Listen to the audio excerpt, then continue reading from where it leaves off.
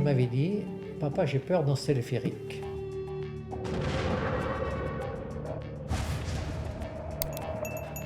Il avait 18 ans. L'accident de Vaujany, c'était un accident autorisé. Tout le monde croyait s'être entouré des précautions maximales. Vaujany, c'est 88-89, et on voit bien qu'il y a une course contre la montre. Il y a toujours eu la guerre. Et elle existe toujours. Quel accident? Il n'y a jamais eu d'accident en Vaujany.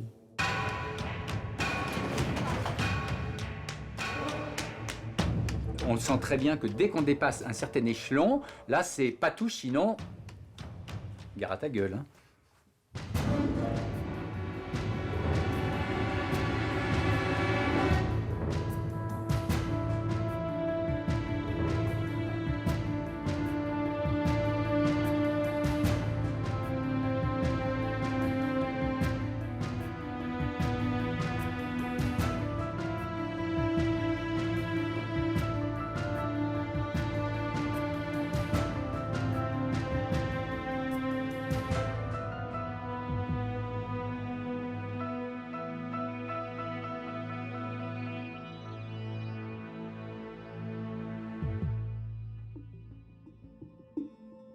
Le 13 janvier 1989 est un vendredi. La station de Vaujany s'apprête à inaugurer son téléphérique. Le plus long du monde, le plus rapide et le plus puissant jamais construit. Vaujany est un petit village du massif de l'Oisans, à 2 pas de Grenoble. Un patelin sans histoire, au cœur du département de l'Isère et qui rêve de grandeur. Le téléphérique que la commune vient de s'offrir lui permettra de franchir les arêtes qui la séparent de sa grande sœur, l'Alpe d'Huez, la légendaire étape du Tour de France, la station des Jeux Olympiques de 1968.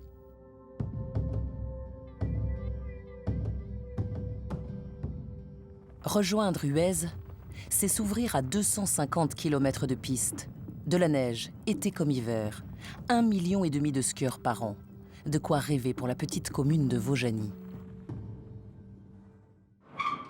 Ce vendredi 13 janvier 89, vers 18h30, 8 techniciens de la station achèvent les derniers préparatifs avant la cérémonie d'inauguration du téléphérique. Quand ils quittent le relais d'altitude de l'Alpette, à 1000 mètres au-dessus de Vaujany, la nuit tombe.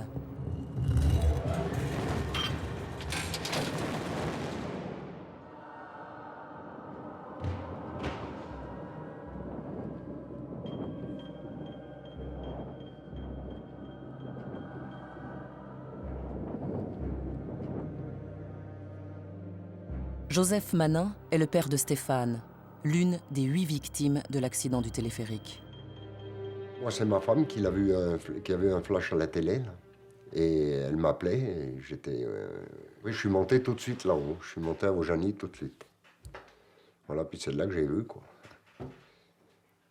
Pompiers, gyrophares et tout, quoi. Un cordon de gendarmerie là-bas, et la cabine s'était écrasée sur la commune de Lanversane de l'autre côté, là.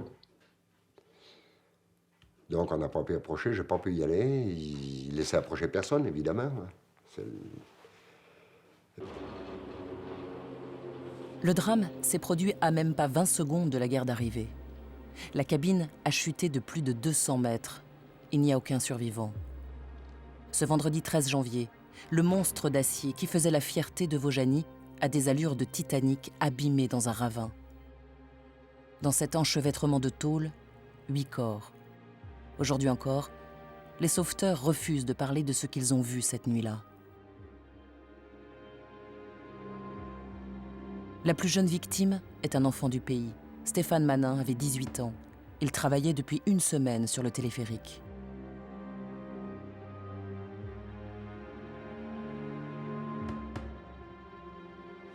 Moi, j'y suis allé. Dans l'église, je suis allé voir. Je voulais voir mon fils pour la dernière fois. Et...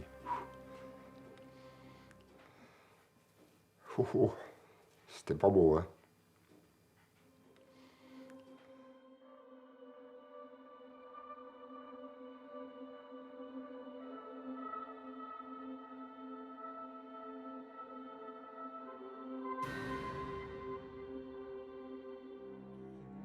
Alain et Monique Rousset sont les parents d'Éric, 24 ans, l'une des 8 victimes du téléphérique de Vaujany.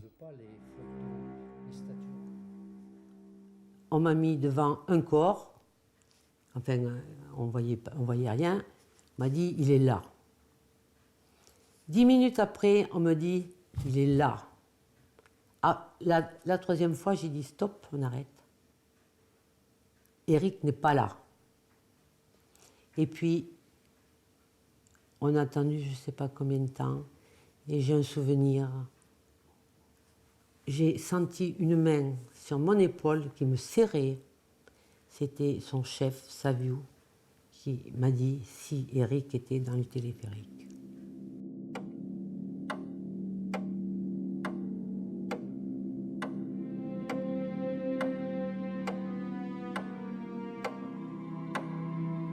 Le plus jeune de l'équipe, quoi. Et il voulait travailler, c'était un bon plan pour lui. Il aimait la nage, le ski. Il était assez sportif en plus. Donc ça a été une opportunité, quoi, de travailler là, quoi, à tous les niveaux. Et il était très motivé pour monter là-haut, bien qu'il nous a dit quelquefois qu'ils avaient peur dans cette cabine, sur ce téléphérique. Éric qui faisait du cross depuis 10 ans, du supercross. C'était quelqu'un qui n'avait pas peur, alors qu'il a dit plusieurs fois qu'il avait peur dans le téléphérique.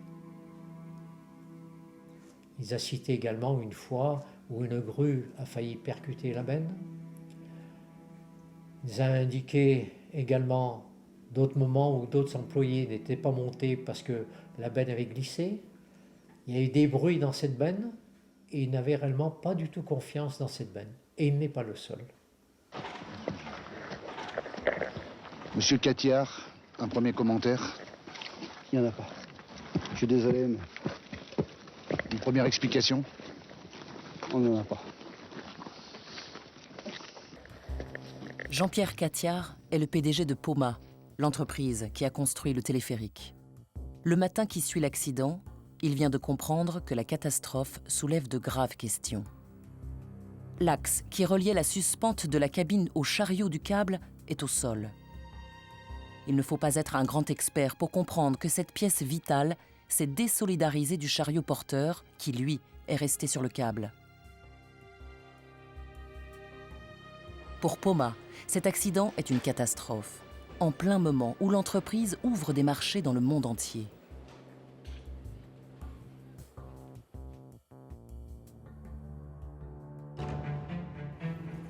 Poma tient son nom de Jean Pomagalski, son créateur. C'est une entreprise de plus de 150 millions d'euros de chiffre d'affaires. Son seul vrai concurrent est le Suisse, Doppelmayr, le numéro 1 mondial. Le téléphérique de Vaujany était la vitrine de Poma. Et tout a volé en éclats. Le coup est terrible, car ce n'est pas le premier drame qui éclabousse la marque. Le 27 décembre 1986, 3 ans jour pour jour avant Vaujany, une télécabine s'écrase aux ors et fait 35 blessés. Les acteurs de ce drame sont les mêmes qu'à Vaujany. Les mêmes ingénieurs, le même PDG, quasiment le même scénario.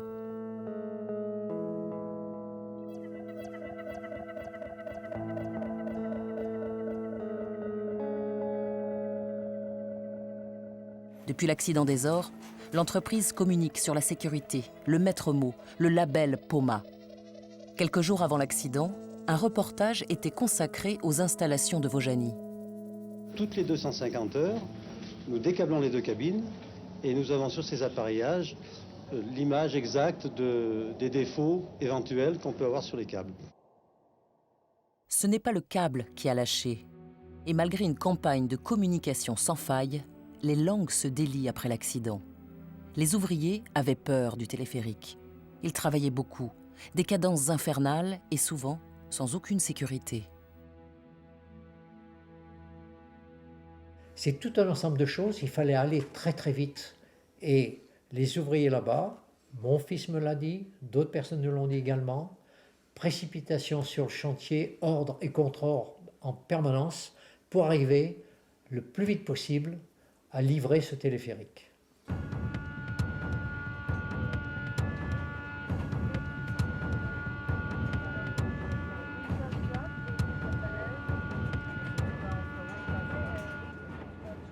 On se retrouve avec des personnes qui meurent parce que les précautions n'ont pas été prises à un certain moment. Pour quelle raison? Parce qu'il y a une nécessité financière, il y a une nécessité de bénéfices. Au bout d'un moment, on retombe sur l'appât du gain, quoi. Encore une fois, appelons un chat un chat. Il fallait faire de l'argent, il y avait des investissements étaient nécessaires pour pouvoir retirer des bénéfices importants. Voilà, on a mis la charrue avant les bœufs. Pour comprendre l'accident du 13 janvier 1987, il faut remonter aux origines de ce que fut la ruée vers l'or blanc. Une époque où la France avait à emménager des zones de montagne encore vierges. Un temps où presque tous les coups étaient permis. Philippe Descamps est journaliste. Il a enquêté sur les causes profondes de l'accident de Vaujany. L'aménagement des montagnes françaises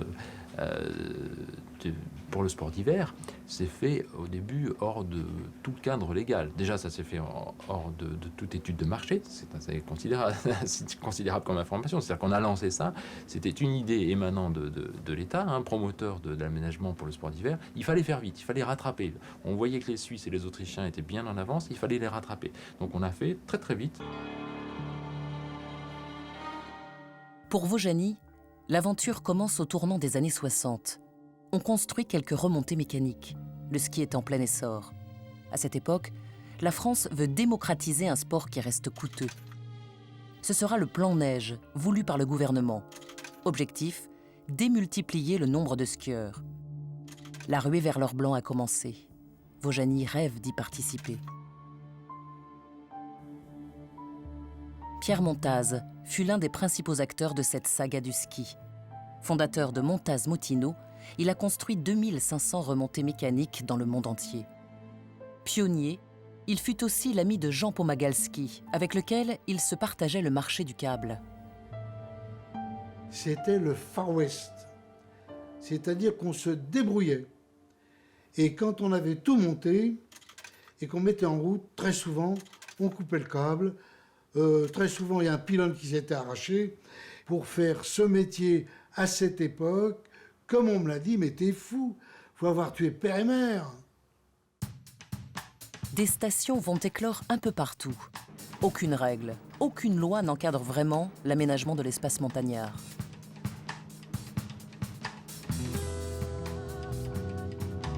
Les constructeurs prennent alors l'habitude de faire ce qu'ils veulent, sans vraiment être ennuyés par les contrôles de l'État. On retrouvera ce comportement à l'origine du drame de Vaujany. Pour des entreprises comme Poma ou Montaz Motino, le principe est de fermer le très juteux marché français à la concurrence internationale.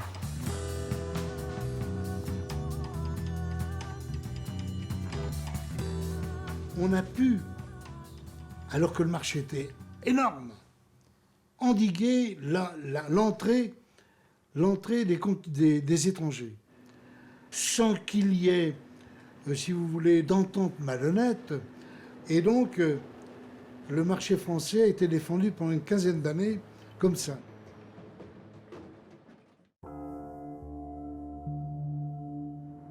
Au milieu des années 70, commence la deuxième ruée vers l'or blanc. Vaujany se sent à l'étroit et rêve de jouer dans la cour des grands, monter sur les arêtes du massif des Rousses, là où commence le domaine de l'Alpe d'Huez.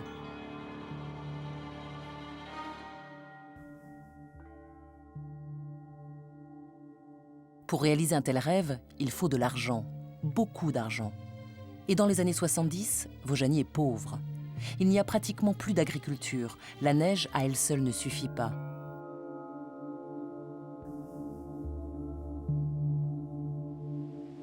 Cependant, la vallée possède une autre richesse, l'eau. L'eau des torrents de montagne qui a permis jadis aux industries de l'Oisans de prospérer. Et qui dit eau, dit électricité.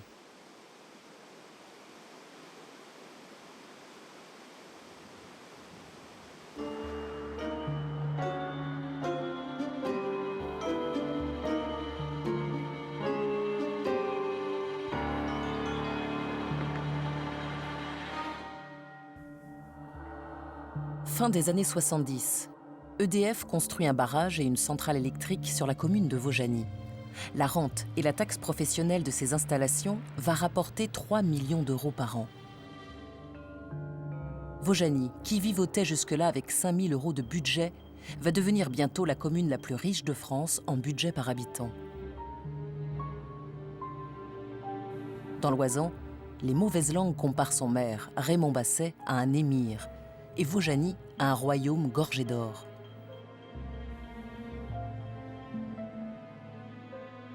Roger Canac a consacré sa vie à l'Oisan. Écrivain, guide de haute montagne, président du syndicat national des guides, il fut aussi instituteur dans un petit village voisin de Vaujany. Il a assisté à la naissance de l'Eldorado et la fin d'un monde ancien.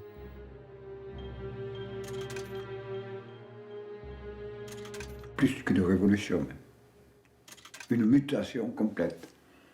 Et alors là, il a fallu avoir la tête solide. Il y en a beaucoup qui se sont laissés griser par la richesse. On fait quoi de l'argent? Voilà, ça peut pas être c'est pas un trésor qu'on va garder. Alors, c'est peut-être là qu'il faut se poser des questions sur l'aménagement de la montagne. Est-ce qu'il fallait pas tout de suite se dire, ah bah, on a quand même des voisins à côté, il y a quand même une vallée de l'Odol. Pourquoi est-ce qu'on garde tout pour nous? C'est l'appât du gain. Quelque part, c'est l'appât du gain. Ils vivaient avec leur terrain, là-haut c'était des paysans, ils vivaient avec leur bout de terre, leur lopin de seigle, de maïs, de blé. Là, Et maintenant, bon, bah, qu'est-ce que vous voulez? Ils en ont par-dessus la tête. On n'avait plus la notion de la valeur des terres. Ils sont dépassés. Ils sont dépassés même mentalement, moralement. Il n'y a plus rien, c'est tout effacé. C'est le fric et ce qu'on appelle le développement. Voilà. Et le développement, qu'est-ce que c'est? Voilà, c'est le problème. Développer Vaujany, c'est investir l'argent qui provient de la centrale électrique. Avec 3 millions d'euros de revenus annuels, la commune peut maintenant voir grand. Le projet est pharaonique.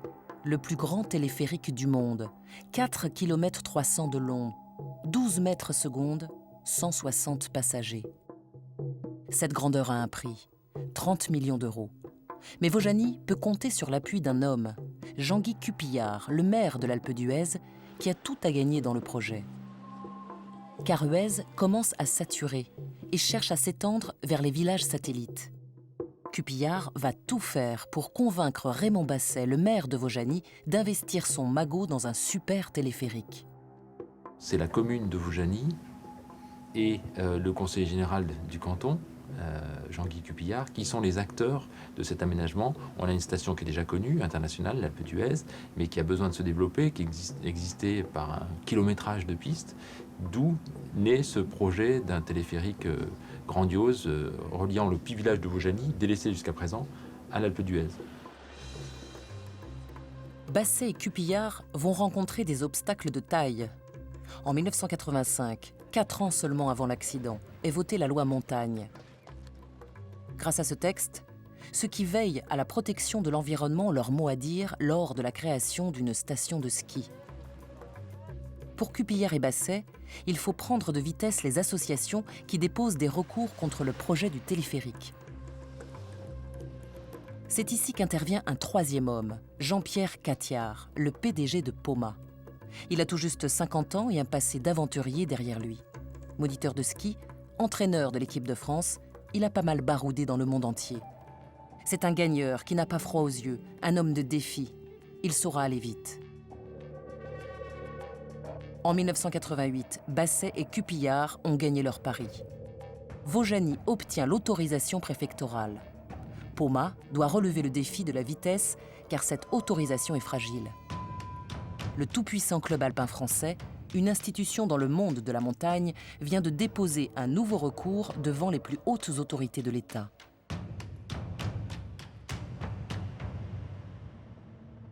Vincent Nérinck est l'un des responsables de Mountain Wilderness. Il a suivi le dossier de Vaujany depuis l'autorisation de construire. Dans le cas de Vaujany, cette autorisation a effectivement été donnée, Mais les associations qui étaient actives à l'époque sur ce dossier-là n'étaient pas satisfaites et considéraient qu'il y avait eu un manquement par rapport aux obligations qu'impose la loi Montagne de 1985, par rapport au respect des grands équilibres, ce qui est écrit dans cette loi comme étant le respect des grands équilibres de la montagne entre aménagement et protection.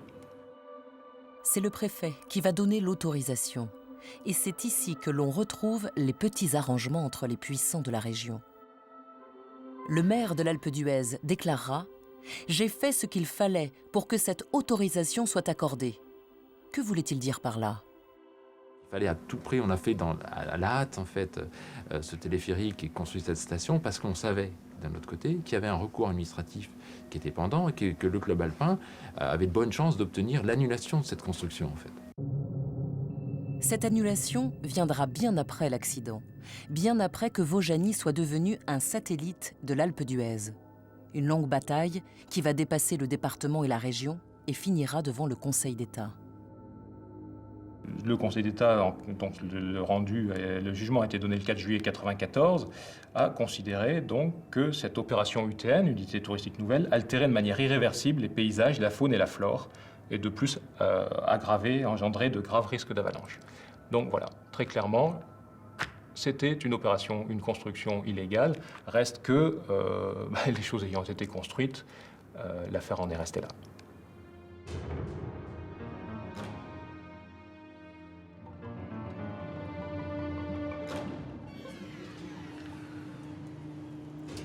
C'est vite une petite commune, un petit village qui est devenu, qui était déjà un petit peu le satellite de l'Alpe, mais alors là, c'était carrément la station bis, quoi, le parking, en fait. Moi, je pense que c'était... L'Alpe d'Huez en a fait son parking. C'était simple, quoi. C'était beaucoup plus facile d'imaginer un moyen de transport rapide, avec beaucoup de capacité. Il y avait l'argent, quoi de mieux, enfin...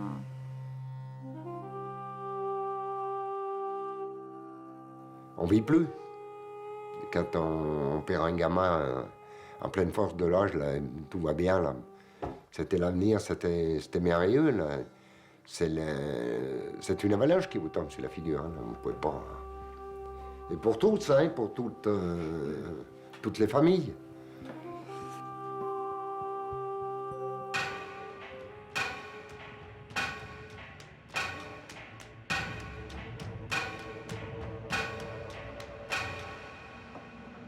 « 160 personnes.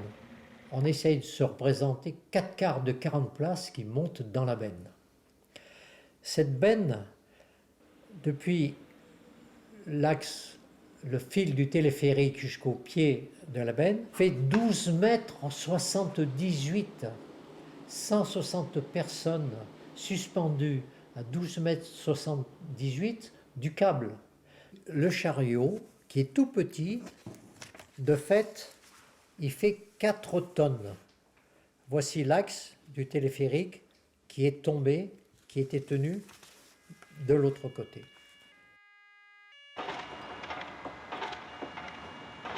Retour sur le 13 janvier 1989. Les experts qui analysent la carcasse du téléphérique mettent à jour des erreurs de conception. Comment expliquer un tel accident ?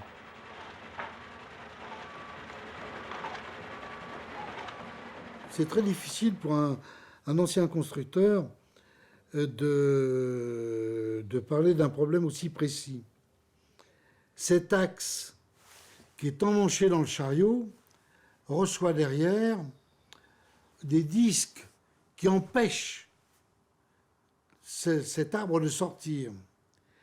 Et il s'est trouvé que les disques qui étaient là pour freiner le ballon de la cabine ont sectionné des organes de frein. C'est un accident, comme tous les accidents qui auraient peut-être pu éviter, mais qui n'a pas. C'est tout. Premier constat. Des goupilles et des boulons ont cédé et ont précipité 8 hommes dans le vide. Sur un téléphérique où tout est surdimensionné, ce genre d'accident ne doit pas arriver. Maître Prudhomme était l'avocat des 8 familles des victimes. Toutes les expertises qui ont été faites, puisqu'il y en a eu plusieurs d'annulées, ont toutes été plus ou moins accablantes pour, j'allais dire, la société Pomagalski ou les gens qui travaillaient dans cette société Pomagalski. Tout était calculé, ou presque. Poma avait tout prévu, sauf de tester quelques goupilles et quelques boulons. Le premier rapport des experts est implacable. Des centaines de pages auxquelles les non-initiés ne comprennent rien. Des formules mathématiques inaccessibles, mais qui disent toutes une seule et même vérité. La résistance des matériaux a été mal calculée. Étrange pour une entreprise aussi célèbre que Poma. Les experts vont en outre faire d'autres découvertes qui enfoncent un peu plus le géant des remontées mécaniques.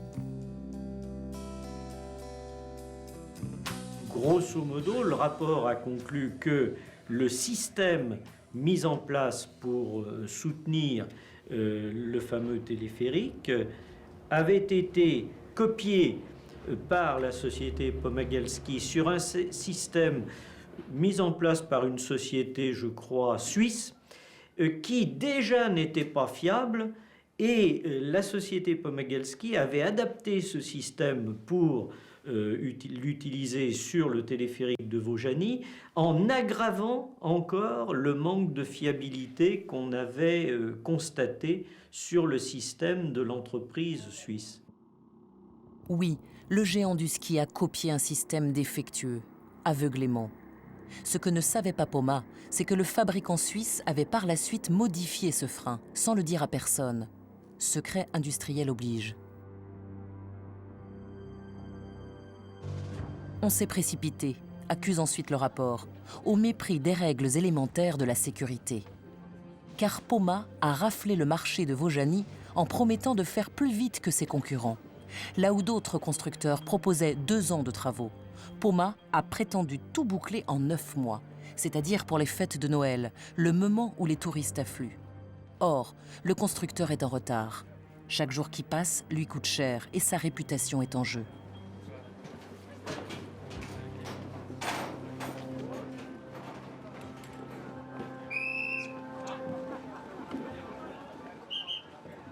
L'accident était absolument inévitable. Il faut bien se rendre compte aujourd'hui qu'il a fait 8 morts, qu'une semaine plus tard, il aurait pu en faire 40, peut-être que le mois suivant, c'était 160 personnes. Il aurait pu tomber n'importe quand, mais il devait tomber, la cabine devait tomber fatalement. Mais au-delà de ça, les responsabilités, elles ne sont pas là-dedans. C'est pas, on ne va pas accuser des pièces. Les pièces, elles ont été conçues, l'assemblage a été pensé. Bon, c'est pas la faute des pièces, c'est pas la faute de la structure. Toute cette machine s'est mise en route de tous les côtés, depuis le début du permis de construire jusqu'à l'avis favorable à la mise en service, à la mise en exploitation. Personne n'a réellement s'est posé la question. Et si, un jour même, le leader mondial pouvait se tromper? Et il s'est trompé. Et lourdement et gravement.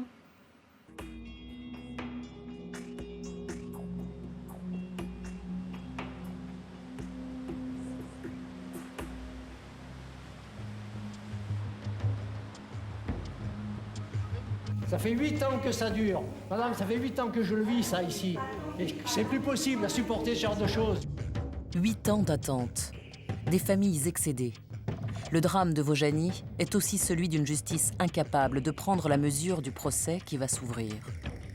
C'est un géant du ski qui comparaît devant le tribunal correctionnel de Grenoble. Curieusement, dès le départ, on n'a pas du tout pensé que ça allait prendre cette tournure-là, pour la bonne raison que tout de suite, quand les enquêtes ont été réalisées, d'abord l'enquête administrative, puis l'enquête judiciaire, les rapports qui sont tombés étaient tellement accablants pour le constructeur, pour la façon dont cette construction s'était déroulée, qu'on n'a pas vu comment ce procès ne pouvait pas avoir lieu immédiatement, tant c'était vraiment convergent, toutes les analyses, les expertises, les contre-expertises ont retombé tout le temps sur les mêmes conclusions. Et en fait, au fil, chaque expertise prenait chaque fois 5, 6 mois, et chaque fois on se disait, ah ben ça y est, ça va être la fin, là, on va arriver au procès, on va finir par avoir les conclusions, avoir les responsables poursuivis en justice, être punis. Ils sont 5 à comparaître. Sur ces images, on aperçoit Michel Reyland, en rouge, l'ingénieur en chef. Derrière lui, le visage grave, Serge Tarassov, le directeur technique. Et à l'écart, Jean-Pierre Catiard, le PDG de Poma. Le code pénal prévoit des peines de prison si jamais le tribunal fait la démonstration de la responsabilité des prévenus. Mais rien n'est moins évident. On peut juger de la responsabilité chaque fois qu'un professionnel n'a pas agi comme la loi lui impose d'agir, c'est-à-dire en prenant toutes les précautions, etc., etc. Un chef d'entreprise peut être responsable, oui, même s'il n'a pas fait la blague. Hein. C'est là aussi il y a un problème. Moi, je suis passé en correctionnel pour des causes qui n'étaient... que je ne peux absolument pas maîtriser. Je crois que typiquement dans l'affaire de Vaujany, les professionnels, comme les experts l'ont dit, n'ont pas agi comme ils auraient dû le faire s'ils avaient en tête la responsabilité considérable de construire quelque chose qui peut s'avérer mortel lorsque ça ne fonctionne pas correctement. C'était pas le premier qui construisait. Et il doit être responsable, il est responsable. Qu'est-ce que vous voulez faire, un type comme ça? Qu'est-ce qu'il faut lui dire? Il mettait 400 ou 500 types au tapis, là, il voulait pas être poursuivi, hein. Lui, il a tout fait. Il avait des avocats, par contre, hein. Il avait tout ce qu'il fallait, lui. Et les familles qui arrivent, là, il faut se battre, hein. C'est le pot de fer contre le pot de terre, hein, là. D'abord d'une, la salle était trop petite. On ne pouvait pas tous rentrer. Il a fallu changer de pièce. Ils nous ont emmenés ailleurs. Et puis voilà, quoi. Puis le procès a débuté. Et... c'est compliqué tout ça. Hein. Qu'est-ce que vous voulez? Les avocats de ces grosses boîtes, là, ils étaient bien représentés. Ils étaient là, ils représentaient tout. C'était eux, quoi. On n'est rien du tout à côté. On ne peut pas trop bouger, voire même on est gêné. Voire même on est gêné. Eux, ils ont perdu personne, et c'est eux qui donnent des leçons. C'est des donneurs de leçons, ça. On n'a jamais existé. Eux, ces messieurs, ils étaient dans des fauteuils face aux juges, avec le rempart de leurs avocats, et nous, on était derrière, et on est rentré à peine à moitié dans cette salle. On avait d'un côté des familles des victimes qui ont perdu des gens très, très proches, évidemment, et d'un autre côté, on avait une société très froide, quoi, qui était là dans la communication. C'était encore vraiment l'époque de la communication. Je me souviens qu'ils étaient arrivés avec une vidéo présentant leur version des faits. Évidemment, cette version des faits elle était complètement invalidée par les expertises et elle a été invalidée après par le tribunal. Mais voilà, il s'agissait de marquer l'opinion, montrer que Pomagalski avait fait ce qu'il fallait, que c'était vraiment pas de chance, etc., etc. Alors que c'était pas ça le dossier. Le dossier, c'était une grossière erreur de conception, ce qui avait été bien démontré par les experts, ce qui a été repris par les magistrats. Mais voilà, on jouait toujours l'opinion contre la vérité, quoi. Les débats vont très vite tourner à l'affrontement autour de goupilles. La défense de Poma accuse. Si le téléphérique est tombé, c'est à cause de ces goupilles fournies par un sous-traitant. Faux, rétorque le sous-traitant. Les goupilles ont été calculées selon les normes fournies par Poma. Ces passes d'armes ont quelque chose d'inhumain. Les victimes sont oubliées. Les débats vont ensuite se tourner vers le grand absent de ce procès, l'État, qui a failli à sa mission de surveillance et de contrôle. La vraie responsabilité pour moi, et elle n'a pas été assez poussée, c'est ce manque de contrôle de l'État qui normalement doit verrouiller ces choses-là. On s'est passé de contrôle, de vérification de pièces, comment elles avaient travaillé. Pour moi, ça c'est le plus grave. Il appartient à quelqu'un qui est là pour contrôler et qui est désigné par l'État pour le faire, d'exiger d'avoir les documents, les pièces, les éléments qui lui permettent de mener à bien complètement sa mission. 11 septembre 1997. Le verdict tombe. Pour Catiard, le PDG, 18 mois de prison avec sursis et 30 000 € d'amende. Pour Tarasov, l'ingénieur, 18 mois de prison avec sursis. Les autres prévenus écopent de peines symboliques. Cette justice n'a satisfait personne, à commencer par les familles des victimes qui avaient tant attendu de ce procès. Aucun des hommes politiques qui ont voulu le téléphérique de Vaujany n'a été traîné devant les juges.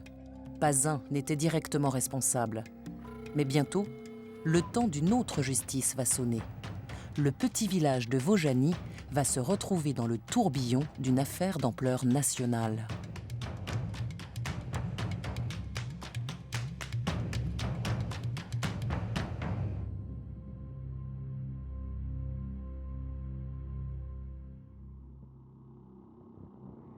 Début des années 80, la France est devenue le plus grand domaine skiable du monde.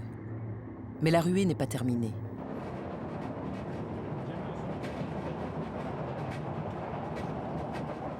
Il faut aller plus haut, toujours plus haut. Passer les 3000 mètres d'altitude, car la neige est devenue capricieuse. Les grandes stations étendent leur domaine jusqu'à des satellites tels que Vaujany. Pourtant, le plan neige a échoué. Le ski pour tous était un rêve. Glisser coûte de plus en plus cher. Seulement 6% des Français passent leurs vacances au sport d'hiver. Alors, où est la rationalité économique de stations nouvelles comme Vaujany ? La seule rationalité, c'est pour les promoteurs qui vendent du béton. Mais pour la collectivité publique, pour l'intérêt général, la construction de ces stations n'est pas rationnelle, puisqu'il faut après subventionner pour amortir ces stations. Comment ça se passe dans les sports d'hiver ? Tout ce qui est investissement pour les routes, c'est public, voire même beaucoup d'investissements en termes d'aménagement, de construction de téléphériques ont été soit financés directement par les collectivités publiques, communes, conseils généraux, soit aidés d'une façon ou d'une autre. Alors que qui c'est qui fait des bénéfices en station ? Ce sont les promoteurs qui vendent du béton.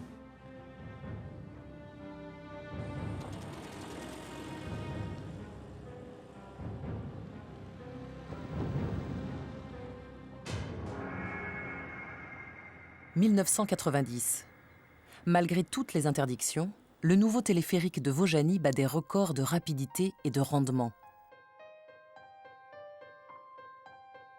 Mais les années 90, c'est aussi l'époque des juges qui veulent en découdre avec les affaires, et ni l'Alpe d'Huez ni Vaujany ne sont en odeur de sainteté.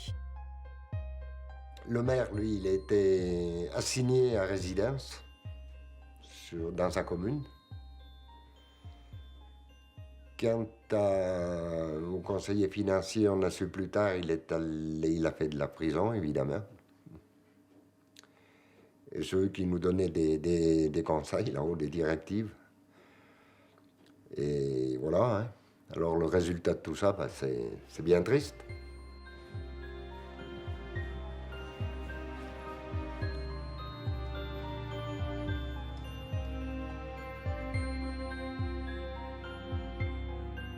On a eu quelques prédateurs qui se sont saisis d'une richesse qui n'était pas perçue à l'époque, mais dont on sait qu'elle est très forte. Voilà. Et ces prédateurs étaient prêts souvent à beaucoup de choses, quoi, y compris à aller très vite et à faire des horreurs. Alors peut-être que c'est une façon de lire l'histoire de Vaujany maintenant, 20 ans après. Des affaires juteuses se sont réglées dans le dos des habitants de Vaujany. C'est ici que la petite histoire d'un village s'aventure dans les coulisses de la politique des années fric. On estimait que certains élus voulaient, soit pour eux, soit pour les collectivités, gagner de l'argent plus vite et en plus grande quantité. Alors, c'est peut-être un trait de cette époque.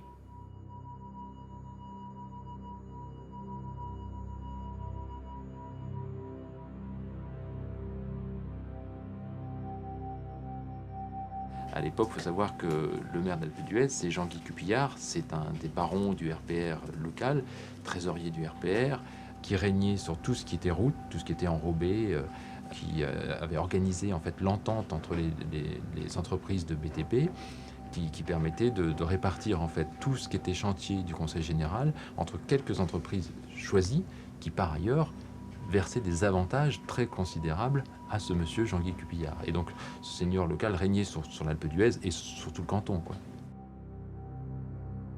quelqu'un qui compte beaucoup et quand il a une idée en tête, c'est difficile de l'en enlever.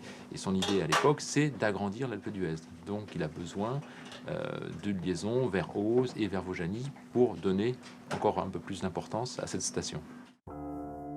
Vaujany va se retrouver dans l'œil du cyclone à cause de juges qui ont décidé d'y voir clair dans le financement des partis politiques. 1994, le juge Philippe Courroy démantèle le système Carignon, le maire de Grenoble. Premier dégât collatéral, Jean-Guy Cupillard. Celui-ci n'est autre que l'ami d'Alain Carignon, qui est aussi le président du Conseil général de l'Isère. Quand il était ministre de l'Environnement, Carignon a fait pression sur le préfet pour qu'il délivre l'autorisation du téléphérique de Vaujany. On a un préfet qui, probablement sous pression des élus locaux, comme classiquement, on sait qu'il y a un élu qui compte, c'est Jean-Guy Cupillard localement, a autorisé de façon très hâtive la construction de cette station, en dépit des lois en vigueur, des lois de protection de l'environnement. Alain Carignon fera 4 ans de prison, un cas unique dans les annales politiques. Cupillard purgera 2 ans ferme. Même punition pour Alphonse Faure, conseiller financier de la mairie de Vaujany. Avant de mourir, Raymond Basset ne sera pas épargné par la justice. Complicité, abus de biens sociaux, recel, tout y passe. Aujourd'hui, Vaujany est une belle station. On peut s'y déplacer par un système d'escalators et d'ascenseurs. Mais le village semble avoir perdu quelque chose de son âme.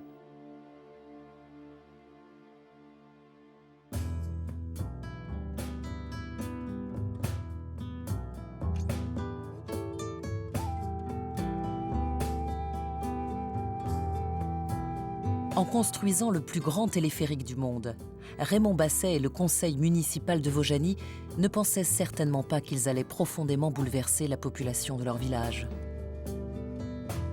Les valeurs qui fondaient la solidarité si précieuse en montagne ont disparu le soir même de la chute. C'est un peu comme si les 8 morts avaient brisé les rêves de gloire.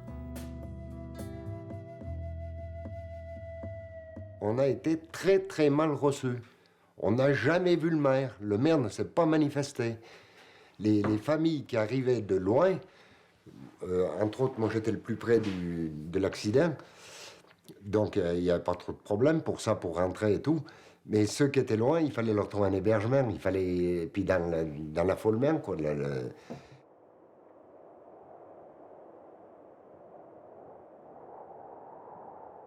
La gendarmerie a fermé l'église.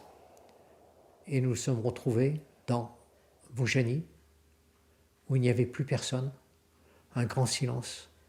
Et toute la nuit, je suis resté là-haut. Il n'y a absolument personne dans le village. Je peux dire un village complètement mort. On avait l'impression qu'ils ne voulaient rien savoir, quoi. Voilà. Les gens, c'est des montagnards, ils ne veulent pas parler. Vous voyez ce que je veux dire? Ils ne veulent pas se mettre mal avec les autres qui sont à côté. Ils tiennent leur distance. Hein, et on était comme des étrangers, là, pareil. C'est ça le triste. Loin d'être anecdotique, l'attitude de Vaujany révèle de profondes cassures parmi les habitants d'un village de montagne. Si certains se sont enrichis, la plupart ont dû quitter le village. Rien ne les a retenus, ni l'or blanc, ni les touristes par milliers.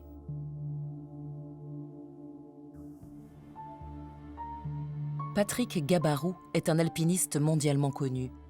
Il est aussi un militant associatif qui a longuement observé l'évolution des mentalités montagnardes. Pour lui, les clivages qui se sont installés à Vaujany sont très significatifs des bouleversements provoqués par l'industrie du ski. Tout le monde était à peu près fermier, forestier, etc., avec des familles plus ou moins riches. Mais enfin, on était globalement dans la même économie montagnarde. Donc avec une notion de rapport équilibré et de respect obligatoire un peu entre les êtres. D'un coup, il y a des gens qui sont devenus richissimes, sans avoir jamais rien fait de leur vie que de posséder le terrain bien placé, et d'autres qui sont restés méprisables derrière le cul de leur vache. La plupart, ils ont été dépossédés, ils étaient déjà concernés par l'exode rural. Et on voit aujourd'hui que ceux qui travaillent en station, pour beaucoup, ils ne peuvent même pas se loger dans la station, tellement il y a eu un boom de l'immobilier, ils ne peuvent pas se payer des locations à l'année. Donc ils habitent, eux, en bas, et ils font le trajet inverse des touristes.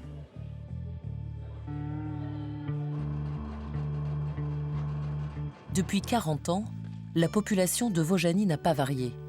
Environ 300 habitants qui travaillent pour la plupart aux remontées mécaniques, dans les restaurants et les magasins de la station. Cette population vieillit. On ne croise guère d'enfants du pays dans les escalators de Vaujany. L'école est vide, comme dans la plupart des villages de l'Oisans.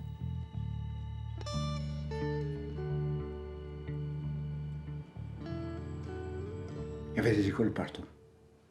Et quand j'étais à Misouin, j'avais quand même 26 élèves, toute classe.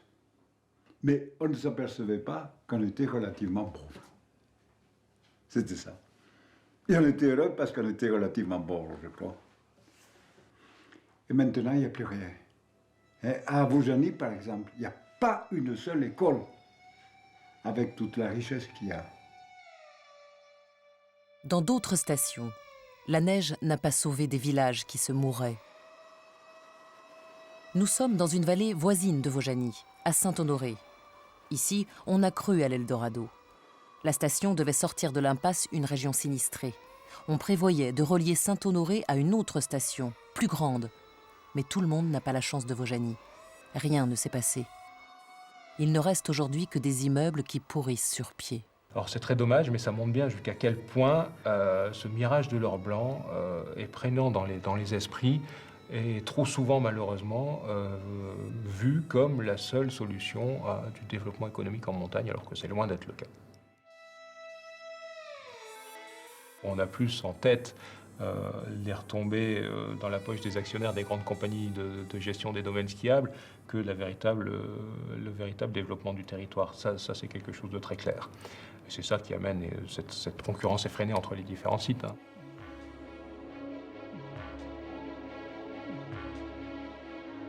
Il y avait des habitants qui n'avaient absolument besoin de rien, puisqu'ils vivaient avec une redevance EDF grâce à un immense barrage, et que donc il n'y avait pas de besoin au niveau du pays de dire les gens vont mourir, le pays va devenir un désert, vite, il faut faire quelque chose pour sauver. Ce qui a été le cas dans d'autres endroits, particulièrement au fond de la Maurienne et tout, les stations de ski, elles ont sauvé véritablement toute une vie de village et elles ont empêché la désertification. Là, c'était pas du tout le cas. C'était une extension de plus, toujours plus d'un domaine qui était déjà gigantesque, qui correspondait même plus à une journée skieur. Il fallait simplement laver plus blanc que le voisin et voilà, on était dans la concurrence de lessive en fait.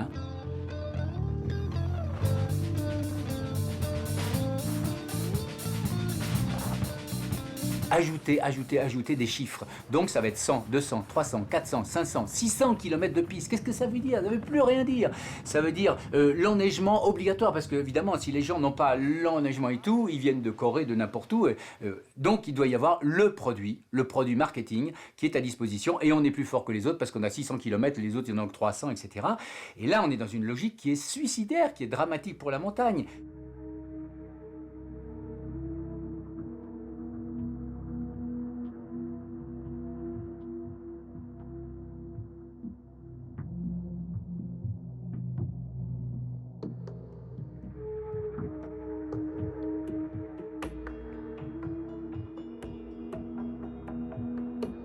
La Suisse et l'Autriche n'ont pas du tout ce développement de grosses stations. On est resté dans les villages qui accueillent des gens, qui ensuite peuvent éventuellement aller skier ailleurs, mais dans les alentours du village. Mais on n'a pas, ou rarement, le gros centre alpin, autonome et finalement sans réelle relation avec le territoire. C'est plus de l'aménagement du territoire, c'est on a propulsé quelque chose de totalement artificiel à un endroit donné.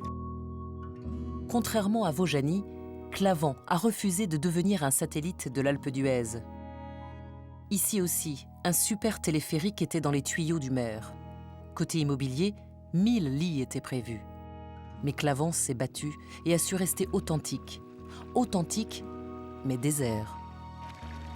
Une sérénité qui n'est qu'apparente, car les amateurs de hors-piste dévalent les pentes depuis les hauteurs de l'Alpe d'Huez jusque dans ce village paisible.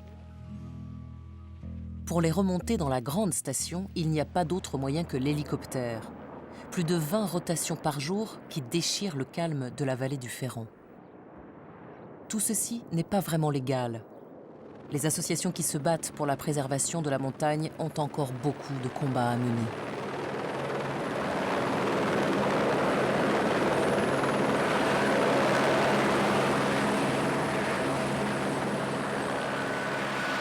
C'est pas de l'extrémisme de dire il faut seulement des espaces sauvages et tout, non. C'est de dire il doit rester de manière très significative des espaces qui ne sont pas touchés par l'emprise humaine pour que l'homme puisse retrouver l'expérience profonde, originelle de son contact avec la nature.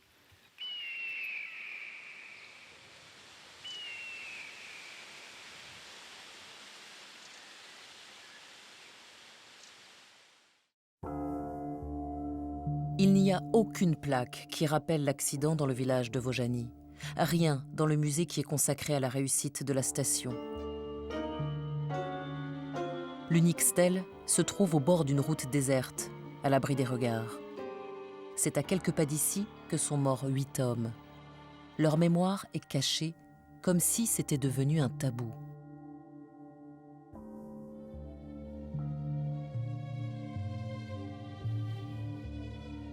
Jean-Marc venait de se marier. Il voulait ouvrir un restaurant dans un village à côté de Vaujany. Stéphane, le gamin de l'équipe, aimait la glisse et ne voulait pas quitter la montagne. Éric avait envie de changer de vie. 8 prénoms sont gravés sur ce monument, à plus de 10 km de Vaujany. Un signal dressé devant le barrage de Grand-Maison et la centrale électrique qui ont fait la fortune de cette vallée.